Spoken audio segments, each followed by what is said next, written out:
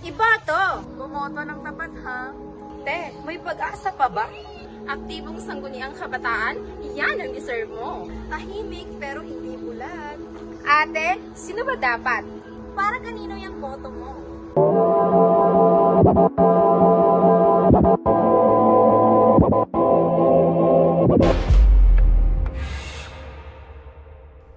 Sa mundong tila pagod na sa mga lumang pangako, may mga tinig na matagal nang binabaliwala.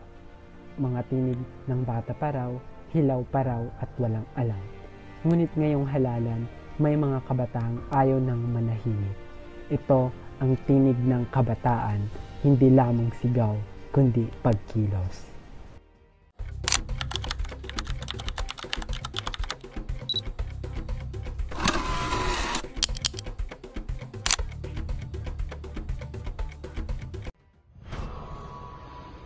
Ngayon, ang tatalakayin natin ay tungkol sa politika or politics. Ngayon, nalalapit na ang barangay election. Isang tanong, may boses ba ang kabataan sa politika? Yes, Carla? Meron po, pero parang ayaw pakinggan. Pag nagsasalita kami sinasabing, bata ka pa. Ewan ko, Carla, pero sa totoo lang, wala namang epekto kahit sumali tayo. Yung boto ko, parang wala lang din. Mali ka, Nicole. Bawat boto may timbang. Kung tayo mismo susukong bumoto, paano tayo? Pero paano yan? Kung karamihan sa kabataan, wala namang pakialam. Mas inuna pang ML kesa sa kandidato. Kasi naman, sa eskwelahan pa lang, walang malinaw na pagtuturo ng civic engagement. Kaya tuloy, maraming hindi alam. Tama, Liza. At dito papasok ang papel natin bilang edukado simula. Responsibilidad natin magtanong at makialam. Hindi sapat ang tumingin.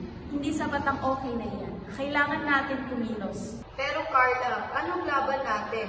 May budget ba ang kabataan? May kapangyarihan ba? Wala man kami pondo minsan, pero may paninindigan kami at yun ang mahalaga. Hindi ba delikado? Kapag nagsalita ka, baka i-red-tag ka, mataan ka ng mga nasa taas.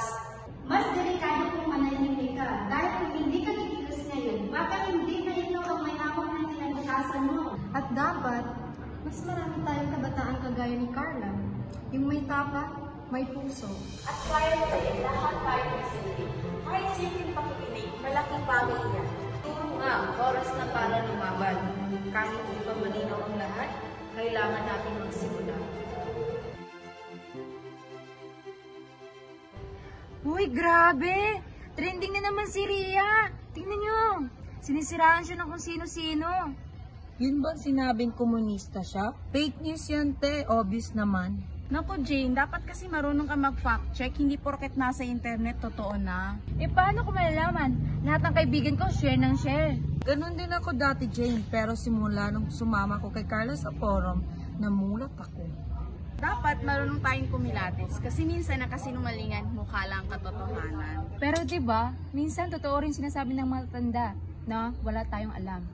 Jane, kaya nga tayo nagtatanong para matuto. Hindi excuse ang kamangmangan para manahimik. Tama, at huwag nating hayaang takutin tayo ng mga troll o paninira. Pag alam mong totoo ka, walang dahilan para umatras ka. So anong gagawin ko? Hindi ako stay.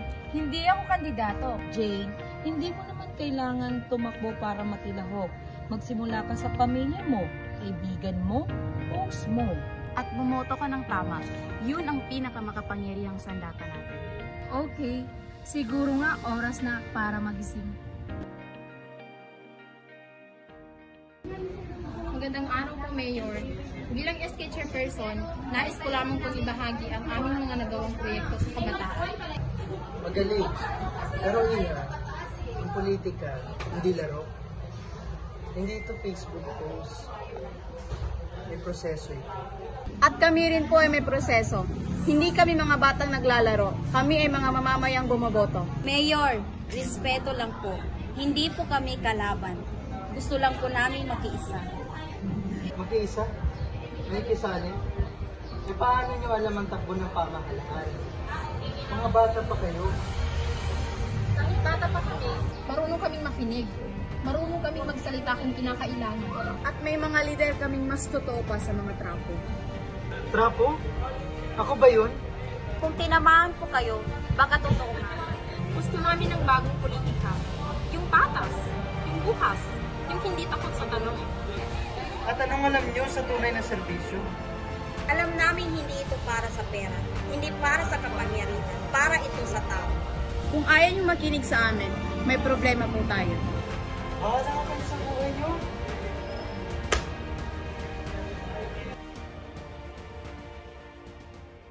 Carla, alam mo, minsan naiingit ako sa tapang mo. Ako kasi takot magsalita. Kaya nga, Carla, hindi ka ba natatakot para sa pamilya mo at sa seguridad mo? Hindi mo naman kailangan maging maingay para maging makabuluhan. Pero sa amin, tahimik ang lahat. Kahit mali na, wala pa rin tumututol. Kaya nga dapat may magsimula. Isang boses lang ang kailangan. Pero hindi naman lahat tayo yung ginagawa mo. Pero paano kung ikaw lang? Hindi tayo nag-iisa. Marami tayong tahimik pero gising. Gusto kong tumulong pero hindi ko alam kung paano. Simulan niyo sa sarili, ibahagi yung mga alam niyo at sumama sa pagkilos. Salamat, Carla. Sa totoo lang, ngayon lang ko nakausap ng ganyung klaseng tao. Isa kang magandang halimbawa para sa maraming kabataan. Salamat sa tapang mo, Carla. At ngayon, kayo naman yung magsimula. May tiwala ako sa inyo. Na ang kabataan ngayon, hindi na tagasunod. Leader na din kami. At kahit mahina ang boses ko, hindi ako tatahimik. Ito ang bagong politika, mula sa puso, hindi sa bulsa. Pag pinagsama-sama ang boses natin, wala nang makakapigil. Kami ang kinabukasan. Sa pagboto, hindi lang balota ang isiniling, kundi pag-asa, tapang at paninindigan. Ang tinig ng kabataan ay hindi na alingungaw sa hangin. Isa na itong sigaw ng pagbabago. At habang ang ilan ay patuloy sa pangungutya, sa pananahimik, may mga kabataang pipiliing tumindig sapagkat ang kinabukasan ay hindi hinihintay. Ito'y nililikha.